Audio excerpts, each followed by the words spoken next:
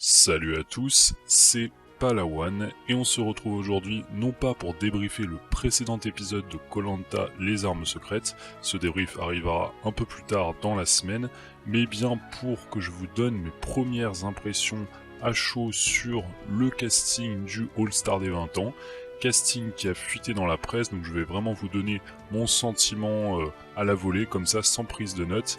Mais ensuite, dans les prochaines semaines, une fois que ce casting sera finalisé, sera bouclé et sera officialisé par la production, je ferai une vidéo sur le modèle de celle que j'avais faite pour le retour des héros, où je vous donnerai mon casting complet, le casting que j'aurais souhaité pour ce All-Star des 20 ans. Donc n'hésitez pas à vous abonner à la chaîne si vous ne voulez pas manquer cette prochaine vidéo.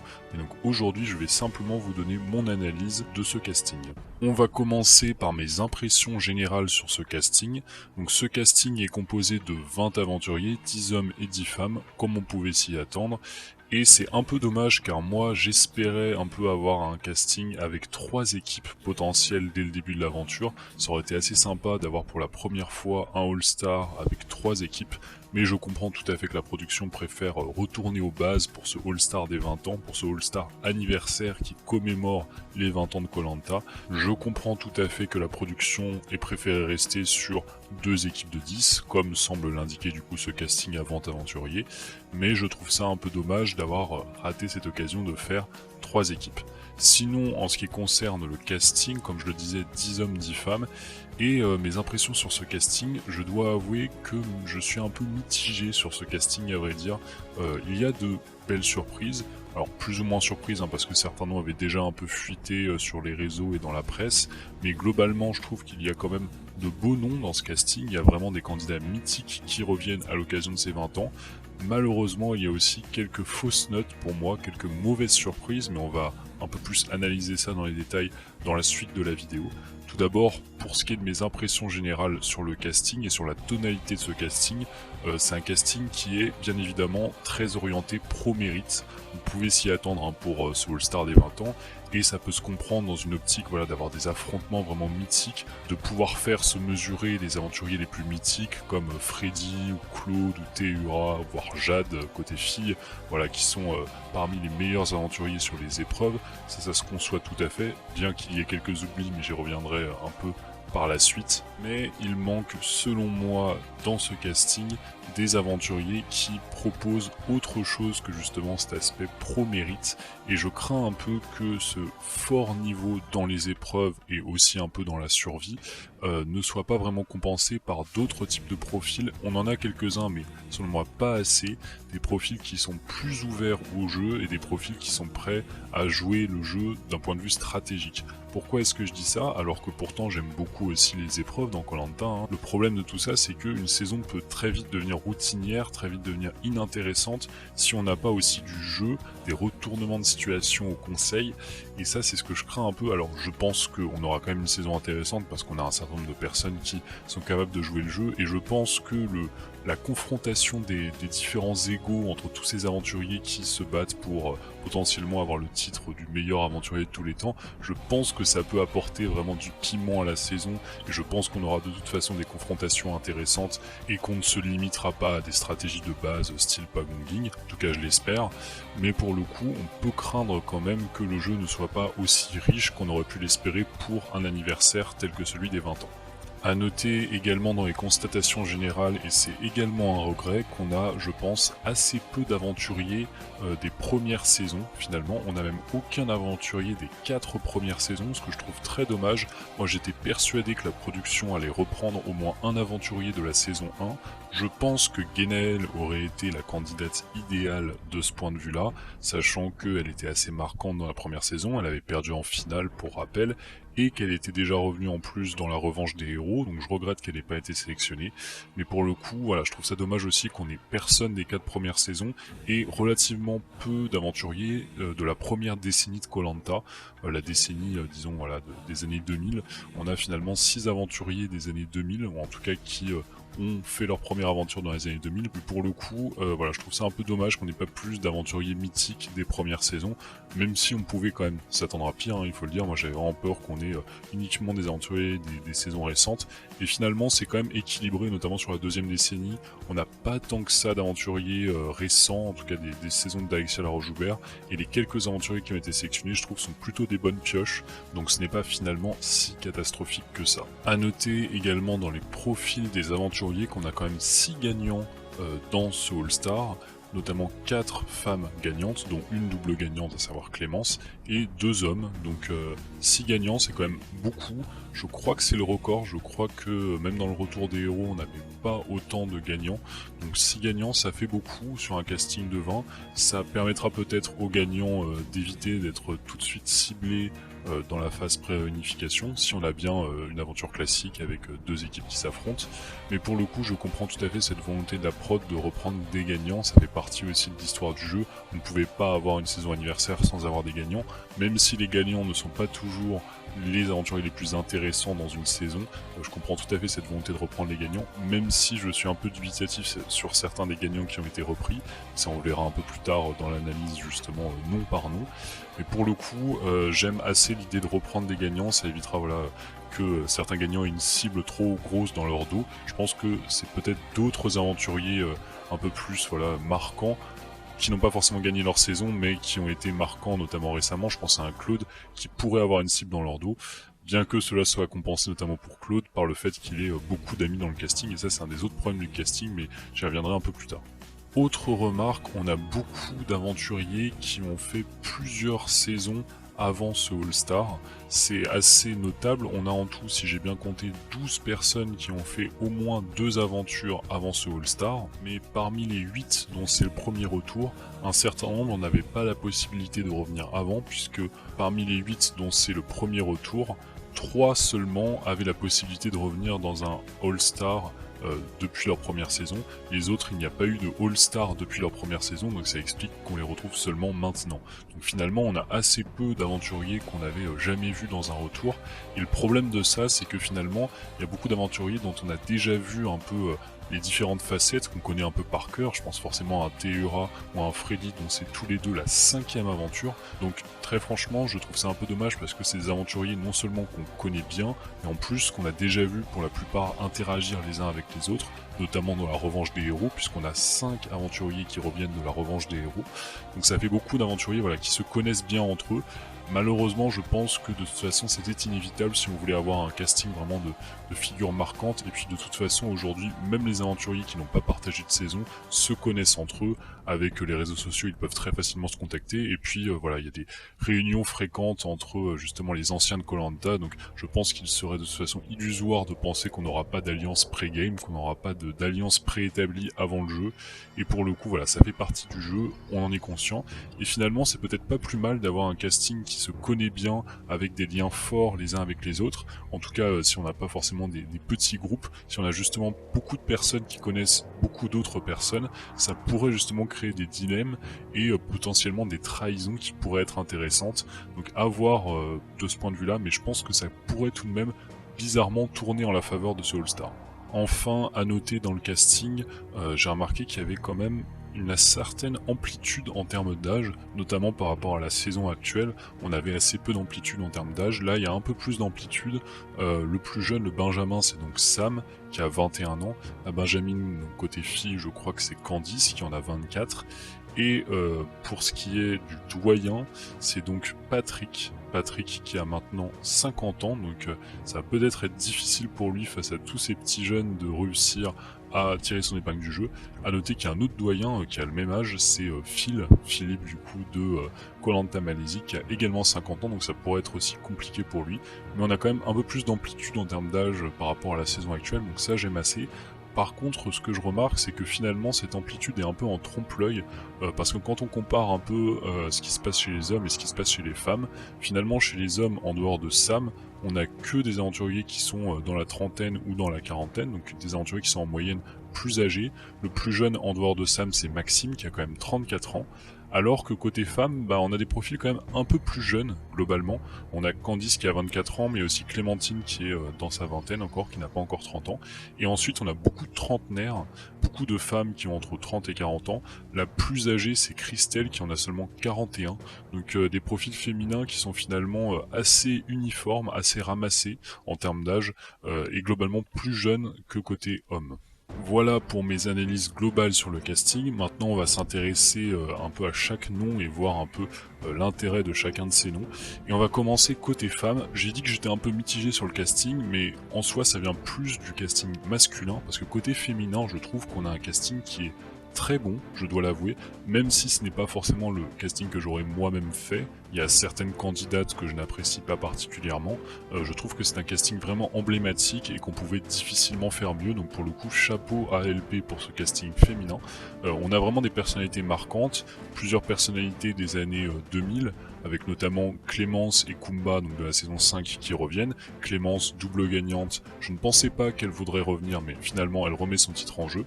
On verra ce que ça donne. C'est pas une aventurière qui m'intéresse vraiment de revoir parce qu'on l'a déjà revu très récemment avec le combat des héros, mais je comprends que ce soit un peu une étape obligée, que ce soit un nom obligé au casting étant donné qu'elle a déjà gagné 2 fois et que c'est la seule à avoir gagné 2 fois.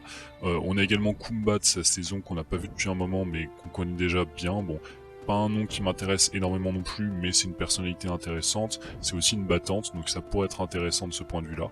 Et puis surtout, moi ce qui m'intéresse, c'est Jade. Jade que j'avais vraiment très hâte de revoir, et même si ce n'est pas une aventurière que je porte particulièrement dans mon cœur, j'ai vraiment hâte de la voir interagir avec un Freddy, avec un Claude. Je pense que les affrontements Jade et Claude peuvent être vraiment excitants, donc de ce point de vue-là, je suis très heureux de la voir dans ce casting.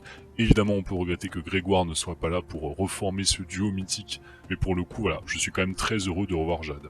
A noter également qu'on a Christelle, gagnante de la saison 8, pas grand chose à dire sur elle, j'espère qu'elle sera au point physiquement parce qu'on a vraiment beaucoup de concurrence chez les femmes dans ce casting, j'espère qu'elle tiendra le coup, mais c'est une gagnante plutôt discrète, avec un très bon social, on verra si elle s'en sort bien dans cette saison, une gagnante que j'aime plutôt, que je trouve assez sous-cotée, à voir si elle s'en sort, mais comme je le disais, j'ai un peu peur sportivement pour elle.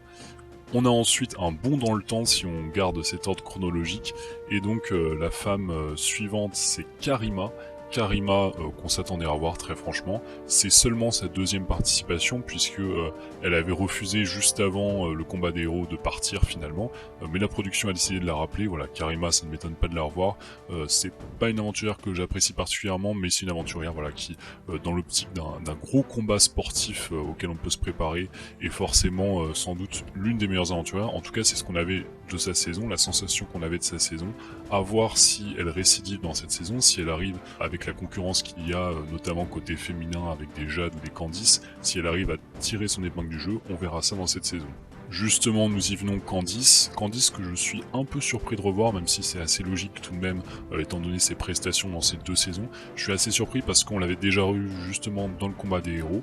C'est pas une aventure que j'apprécie particulièrement, mais j'apprécie tout de même son caractère, le fait qu'elle soit vraiment prête à tout, qu'elle ne lâche pas. Alors je n'apprécie pas forcément le fait qu'elle fonctionne beaucoup au mérite, mais j'aime bien le fait qu'elle soit très déterminée. Certes, stratégiquement ce n'est pas forcément intéressant, mais je pense que son côté justement très déterminé et très compétitrice pourrait l'amener peut-être à nous surprendre dans cette saison, donc on verra cela. En tout cas, Candice, c'est un choix qui me surprend pas tant que ça. En revanche, les 2 aventurières suivantes, je pense, sont les 2 aventurières qui peuvent vraiment apporter du piment à cette saison, à commencer par Clémentine. C'est déjà sa 3e participation, mais très franchement, je ne m'en lasse pas. J'avais adoré la détester pendant sa saison Koh-Lanta Cambodge. Je l'avais plutôt redécouverte dans sa saison Koh-Lanta le combat des héros, où elle avait été, certes, un peu, elle avait fait une saison un peu en demi-teinte, mais où elle avait été, je trouve, plus intéressante, et je pense qu'elle avait été plus appréciée des téléspectateurs.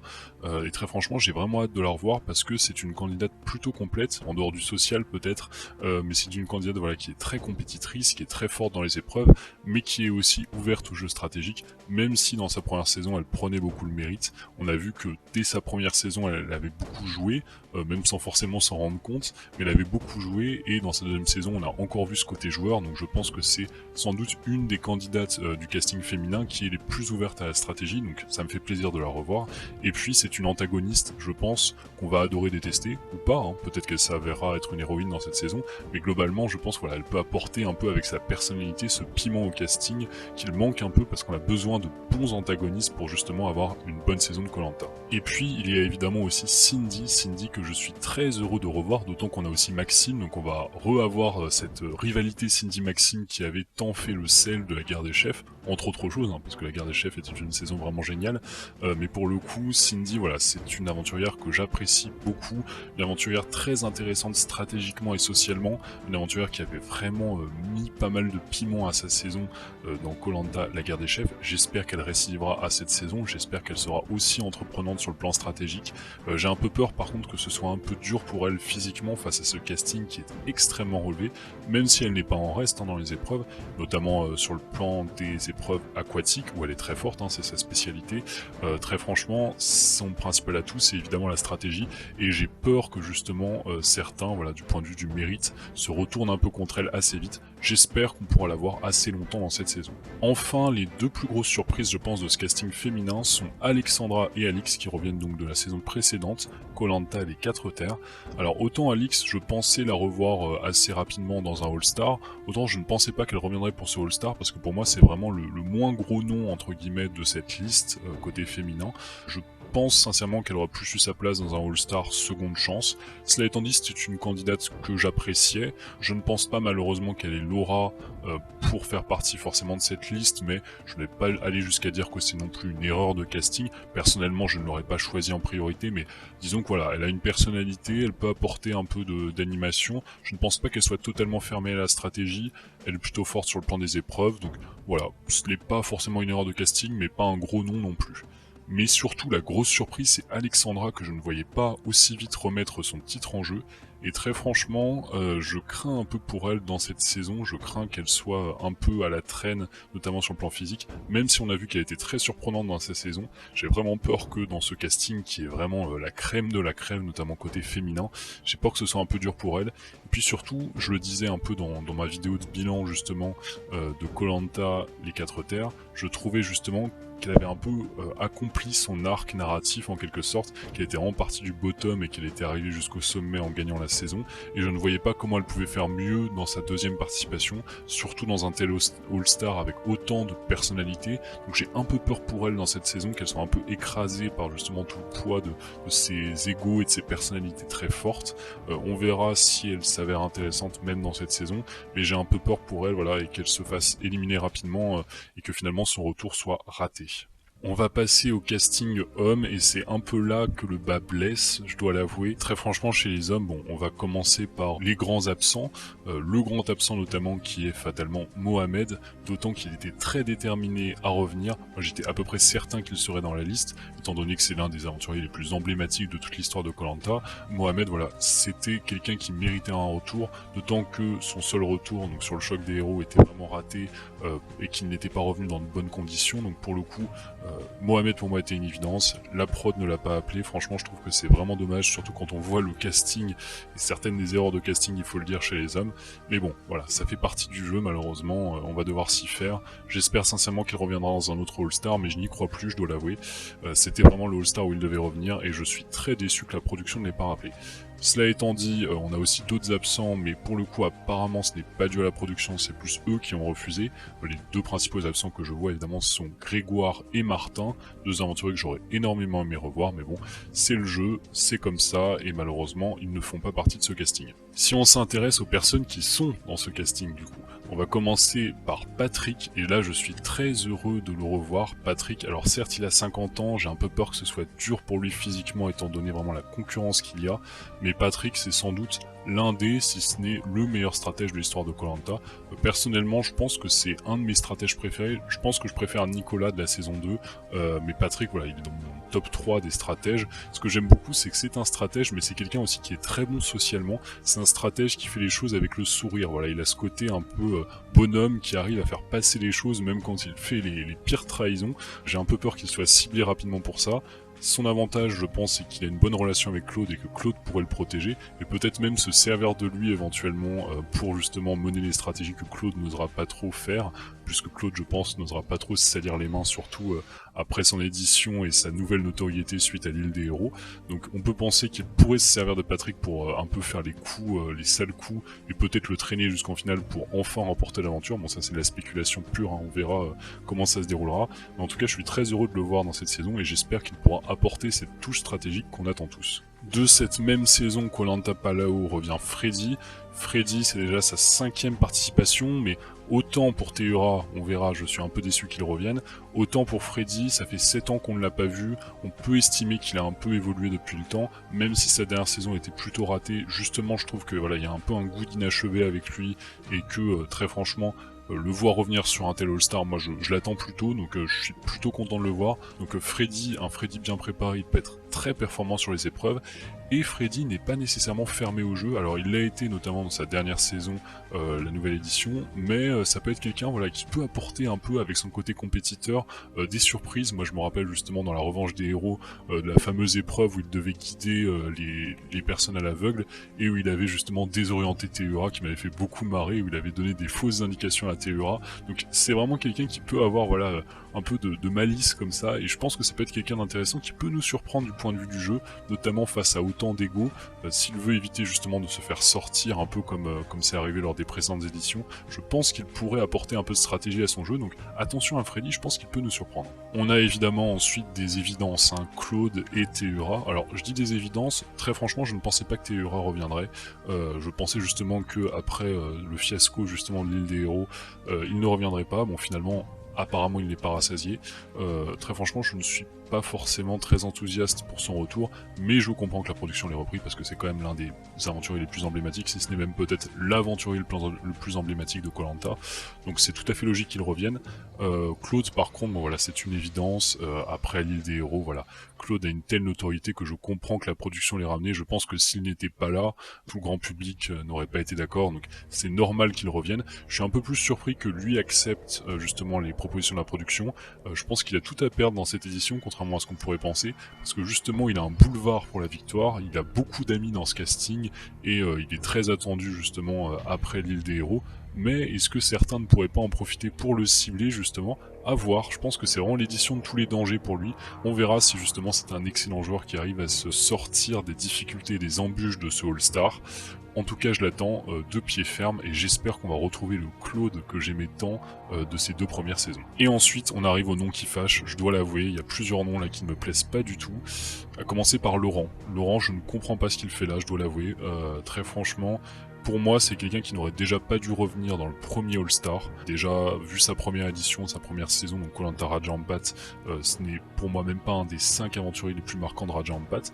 C'est un aventurier qui est tellement transparent dans sa première aventure, très franchement, que bon voilà, c'était pour moi quelqu'un de vraiment pas intéressant. Bon, il était revenu dans la nouvelle édition, il a remporté la nouvelle édition, mais sa victoire est tellement donnée sur un plateau d'argent à la fois par la production et par Martin, son pote, que très franchement, pour moi voilà, c'est quelqu'un qui ne devait pas revenir, je ne comprends pas.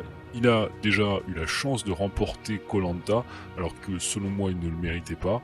Il a été dominé, même dans la saison, la nouvelle édition où il était bien meilleur, il a été dominé physiquement par Martin. Donc très franchement, voilà, pour moi, peut-être qu'il va nous surprendre, hein, mais pour moi ce n'est pas un aventurier très intéressant. Et étant donné toute l'instrumentalisation qui avait été faite autour justement de la maladie de sa mère, alors ce n'est pas de sa faute, hein, c'est pas ce que je suis en train de dire que lui voilà, l'a vraiment fait, mais en tout cas la production avait instrumentalisé ça, et très franchement ça m'avait beaucoup énervé dans la nouvelle édition. Donc pour moi voilà, ce n'est pas un aventurier qui est très intéressant à reprendre, d'autant que depuis il est presque plus connu en dehors de koh lanta que pour koh lanta. J'imagine que c'est peut-être pour ça que la production le reprend, pour attirer peut-être un autre public, mais pour le coup, voilà, pour moi, ce n'est pas un aventurier assez marquant pour figurer dans ce casting, surtout quand on laisse de côté quelqu'un comme Mohamed. Et on arrive au point qui fâche avec 3 aventuriers de koh Malaisie. Malaisie qui est très franchement une saison, disons-le, hein, plutôt médiocre. Avoir sélectionné 3 aventuriers de cette saison, je ne comprends pas le choix de la production. Autant Philippe, je peux comprendre, même s'il avait pas mal déçu justement lors de la nouvelle édition. Mais si on retrouve le fil de Malaisie, qui non seulement était bon sportivement, mais qui aussi vraiment était un personnage extrêmement intéressant, de loin le personnage le plus intéressant de sa saison, qui en plus avait voilà cette faculté à constamment retourner sa veste, à faire beaucoup de stratégies, etc. Enfin, c'est très clairement un aventurier que j'aimerais retrouver sous cette forme-là. Malheureusement, je crains que ce ne soit pas le cas, mais je peux comprendre, c'est un aventurier quand même marquant dans l'histoire de koh, donc je peux comprendre qu'il fasse partie de ce casting. En revanche, les 2 autres, déjà Hugo, alors Hugo c'est un aventurier que j'apprécie, hein, qui humainement est tout à fait quelqu'un de très sympathique, il a remporté sa saison. Malheureusement pour moi c'est un aventurier qui est bien trop transparent. Je soupçonne la production d'avoir voulu prendre Grégoire et finalement de s'être rabattu sur Hugo qui a un peu le même profil, sauf que Grégoire déjà est bien plus mythique et en plus a une personnalité bien plus intéressante. Ils ont tous les deux une forme d'humilité, mais la différence c'est que Grégoire est quand même beaucoup moins timide que les Hugo. Malheureusement Hugo souffrait quand même d'une grosse timidité dans sa première saison. Peut-être qu'il a évolué, c'est possible, on verra hein, dans cette saison-là, et peut-être qu'il peut nous surprendre, mais très franchement j'ai un peu peur voilà, qu'on retrouve un peu le Hugo de Malaisie, qui n'était pas très intéressant, qui est quelqu'un de très gentil, mais de très lisse aussi. Et puis il y a Namadia. Alors Namadia, je ne comprends pas très franchement. Namadia, disons-le, hein, il revient uniquement pour le blind set qu'il a fait de Ravière, avec son collier d'immunité et avec son fameux parchemin avec le jeu de mots sur le nom de Ravière. Bon, tout le monde connaît cette séquence-là, y compris les gens qui viennent juste de prendre koh en cours de route, et je pense que c'est pour ça que la production l'a rappelé. Namadia, c'est un aventurier qui n'excelle, voire même n'est bon dans aucun des 4S, hein, dans la fameuse théorie des 4S, donc à savoir le sport, la survie, la stratégie et le social. Il n'excelle dans aucun de ces domaines, il est même, je dirais, bon dans aucun de ces domaines. C'est un aventurier qui est, allez, disons divertissant, mais voilà, qui n'est pas excellent. Ce fameux coup de collier pour lequel on se souvient de lui, il avait été éliminé dès le conseil suivant justement après avoir joué ce coup-là, donc ce n'est pas un très bon coup, c'est ça qui est assez ironique qu'on se souvienne de ce coup-là et que finalement voilà il a été sorti 3 jours après simplement parce que voilà il n'avait pas forcément éliminé la bonne personne, à savoir Ravière. Donc pour le coup, très franchement pour moi Namadia, je ne comprends pas ce qu'il fait là, pour moi c'est une grosse erreur de casting et c'est je pense le nom qui m'a le plus surpris et en mal. Enfin, 2 aventuriers récents qui ont été sélectionnés. Bon, tout d'abord Sam. Sam, ce n'est pas une surprise, on savait qu'il reviendrait pour ce All-Star. Je pense que c'est un peu tôt pour lui, mais bon, voilà, on savait que la production ne pouvait pas se passer de lui, donc pour le coup, je n'ai rien à dire de particulier, je comprends que la production l'ait repris. En revanche, la bonne surprise, même si je m'attendais un peu à le revoir, c'est Maxime. Maxime de la Guerre des Chefs. Maxime qui a le profil évidemment méritant qu'affectionne la prod, donc le fait qu'il soit bon dans les épreuves, bon dans la survie. Il avait quand même gagné 6 épreuves individuelles dans son koh, donc on verra là une fois confronté au meilleur, s'il arrive à être aussi performant dans ce koh là. Je pense que c'est un aventurier très intéressant, mais surtout c'est un aventurier qui a une personnalité assez différente des autres héros. Il avait d'ailleurs été assez peu glorifié dans sa saison, hein. Pour rappel justement, c'était une Cindy voilà, qui était, je trouve, plus glorifié que lui dans sa saison. Lui avait été pas mal justement mis au banc de sa tribu et ensuite mis au banc de la tribu réunifiée. Et pour le coup, Maxime, voilà, il a une vraie personnalité, il a un vrai caractère que j'aime assez, il n'est pas fermé à la stratégie, donc ça peut être intéressant. Donc en bref, c'est vraiment un aventurier que j'aime bien, et revoir sa rivalité avec Cindy, je pense, va être très intéressant dans cette saison-là. Voilà pour mon avis sur ce casting du All-Star des 20 ans. N'hésitez pas à liker la vidéo, à vous abonner à la chaîne. N'hésitez pas à me mettre en commentaire ce que vous pensez de ce casting. Quel est le casting que vous auriez préféré, un peu en préparation de la vidéo donc, que je vais préparer une fois que le casting sera officiel, pour justement vous préciser moi le casting que personnellement j'aurais fait. Donc n'hésitez pas à me laisser tout ça en commentaire. On se retrouve aussi très vite pour le débrief du dernier épisode, l'épisode 5 de Koh Lanta, les armes secrètes. Il y a beaucoup de choses à dire sur cet épisode, donc j'espère l'avoir terminé à temps avant l'épisode de la fin de semaine, avant l'épisode de vendredi, justement pour avoir le débrief juste avant l'épisode. Ça va être un peu serré en termes de timing, je sais pas si j'aurai le temps de le terminer, mais on a beaucoup de choses à dire sur cet épisode, donc j'essaierai de faire au mieux. Dans tous les cas, n'hésitez pas à vous abonner à la chaîne si vous ne voulez pas manquer ce débrief et toutes les vidéos à venir. On se retrouve très vite, ciao à tous.